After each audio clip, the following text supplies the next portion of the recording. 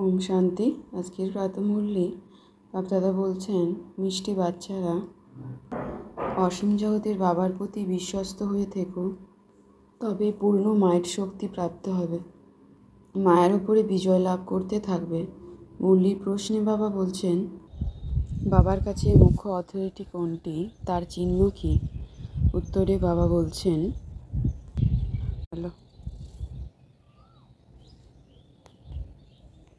বাবার কাছে মুখ্য হলো জ্ঞানের অথরিটি। বাবা হলেন জ্ঞানের সাগর, তাই আমাদের পড়াশোনা করান। বাবা আমাদের বাচ্চাদের নিজের মতো নলেজফুল বানাচ্ছেন। আমাদের কাছে পড়ার একটা লক্ষ্য উদ্দেশ্য রয়েছে। এই পড়ার মাধ্যমে আমরা উচ্চপদ প্রাপ্ত করছি। আজকের মূলীয় গীত হলো, বদলে যায় যেন পৃথিবী। ওম শান্তি। আমরা এখন সকলেই হলাম পরমপিতা পরমাত্মার ঈশ্বরের সন্তান। আমরা হলাম বাবার সর্বশক্তিমান সেনা। আমরা হলাম বাবার শক্তির সেনা। আমরা বাবার আত্মিক সন্তানেরা সর্বশক্তিমান হয়ে উঠছি। আমরা অলমাইটি অথরিটির নলেজফুল সন্তান হয়ে উঠছি। এখানে যে পড়া আমরা পড়ছি, তার দ্বারাই আমরা বাচ্চারা উচ্চপদ প্রাপ্ত করছি। পড়াশোনার মাধ্যমে আমরা বাচ্চারা উত্তরাধিকার প্রাপ্ত করছি। আমরা বাচ্চারা এখন দিব্য জ্ঞান প্রাপ্ত করছি। আমরা বাচ্চারা সেবার জন্য বিভিন্ন রকমের যুক্তি বের করছি ও নিজের অনুভব অন্যদের বলে অন্যদের ভাগ্য তৈরি করছি। আমাদের সেবাধারী বাচ্চাদের স্থিতি অত্যন্ত নির্ভয়, সুদৃঢ়, অটল, যোগযুক্ত হয়ে রয়েছে।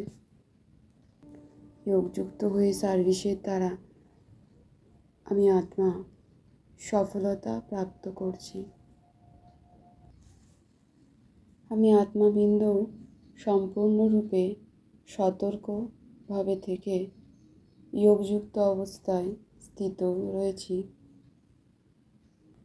বাস্তবে আমরা বাবার সন্তানেরা হলাম বানপ্রস্থী,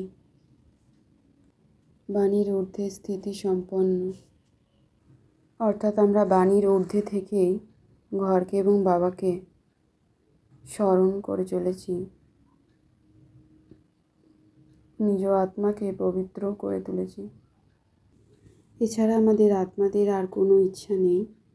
নিজ আত্মাকে সমস্ত বিকার থেকে মুক্ত করে দেহি অভিমানী হয়ে উঠছি। আমরা ভগবানের শিব পিতার সন্তান, তাই আমাদের আত্মাদের শক্তি আমরা যোগের দ্বারাই প্রাপ্ত করছি। যোগযুক্ত অবস্থায় থেকে শিব পিতাকে স্মরণ করে চলেছি। শিব পিতার দিব্য শক্তির সকাশ আমি আত্মার মধ্যে এসে পড়ছে। আমি আত্মাবিন্দু হালকা অনুভব করছি, দিব্য, শান্ত, শীতল অনুভব করছি। সদ্গতিদাতা শিব পিতার দ্বারাই আমরা আত্মারা সদ্গতি প্রাপ্ত করছি ও পাবন আত্মায় পরিণত হচ্ছি। বাবার দিব্য সকাশ আমি আত্মার মধ্যে প্রতিনিয়ত এসে পড়ছে। আমি আত্মাবিন্দু শান্ত শীতলতার অনুভব করছি। শিব পিতার জ্ঞানযোগের দ্বারা আমি আত্মাবিন্দু শূদ্র থেকে ব্রাহ্মণ আত্মায় পরিণত হচ্ছি। আমরা বাচ্চারা বাবার জ্ঞান চিতায় বসে ফুলে পরিণত হচ্ছি। আমি আত্মাবিন্দু খাবার দাবারের ছি ইচ্ছাগুলোকে পরিত্যাগ করে দেহি অভিমানী হয়ে সেবা করে চলেছি। বাবাকে স্মরণের মাধ্যমে শক্তি গ্রহণ করে নির্ভয়, অটল অবস্থা তৈরি করছি নিজ আত্মার মধ্যে। আমি আত্মাবিন্দু মাস্টার সর্বশক্তিমান, বিঘ্ন বিনাশক, নির্ভীক, মায়াজিৎ, প্রকৃতিজিৎ আত্মা। আমি আত্মাবিন্দু নিজের মহত্ব এবং কর্তব্যকে জেনে সদাই নিজ আত্মাকে প্রজ্বলিত জ্যোতির দীপস্বরূপ করে তুলেছি। আমি আত্মাবিন্দু জগতের জ্যোতি স্বরূপ। আমি আত্মাবিন্দুর পরিবর্তনের দ্বারাই জগতের পরিবর্তন হবে।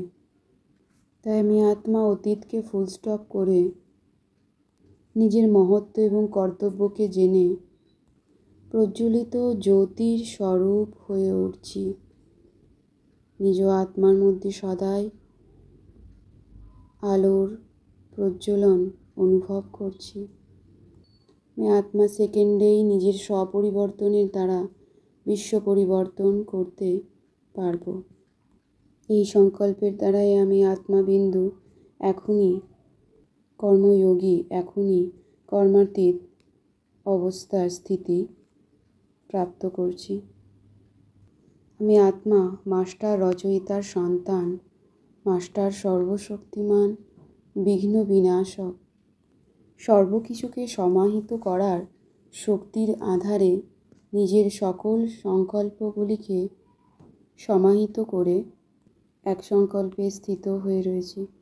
আমি আত্মাবিন্দু শিব পিতার সাথে লবলীন অবস্থার স্থিতিতে স্থিত হয়ে নিজের সকল স্মৃতি ও বিস্মৃতির যুদ্ধকে সমাপ্ত করে দিয়েছি। আমি আত্মাবিন্দুর করাবন হার হলেন সুপ্রিম আত্মা। করাবন হারের আধারে আমি কেবল নিমিত্ত হয়ে করি সর্বসেবা। আমি হলাম করণ হার, তিনি হলেন করাবন হার। প্রত্যেক ডাইরেকশনে আমি আত্মার জন্য সদাই সংকল্পে, বাণীতে ও কর্মে সদাই হুজুর হাজির থাকে। তাই আমি হুজুরের সামনে সদাই হাজির থাকি ও শিব পিতার সাথে কম্বাইন্ড রূপের স্থিতিতে স্থিত থাকি। ওম শান্তি শান্তি শান্তি ওম।